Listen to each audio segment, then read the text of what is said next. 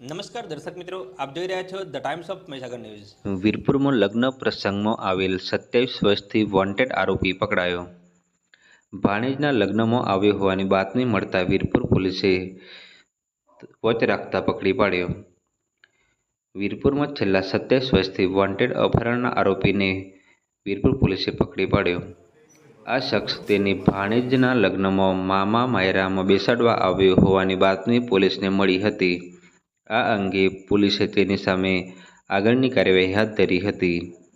Virpur police મથકે 1998માં પ્રભાતભાઈ ભેમાભાઈ કોટવાડ રહે કાળાપાણા તાલુકો વીરપુર સામે અપહરણનો ગુનો નોંધાયો હતો. આ શખ્સ છેલ્લા 27 વર્ષથી ભાગતો ફરતો હતો. આ ઉપરાંત ગુનો નોંધાયા બાદ તે વતનમાં પણ આવ્યો ન હતો, જ્યારે પોલીસ તપાસમાં પણ તેનું કોઈ સરનામું કે નંબર મળતો ન હતો. આ દરમિયાન બાતમી મળી હતી કે પ્રભાતભાઈ કોટવાડ 26મી એપ્રિલના રોજ સરળિયા ગામમાં ભાણેજના લગ્નમાં આવશે.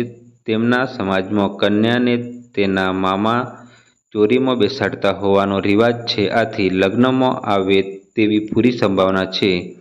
આ બાતમી આધારે વીરપુર પોલીસે લગ્ન પ્રસંગમાં સરળિયા ગામમાં ખરાઈ કરી વોચ ગોઠવી હતી. આખરે વીરપુર પોલીસે પ્રભાતભાઈ ભેમાભાઈ કોટવાડ ઉંમર વર્ષ 50ને પકડી પાડી આગળની કાર્યવાહી હાથ ધરી હતી.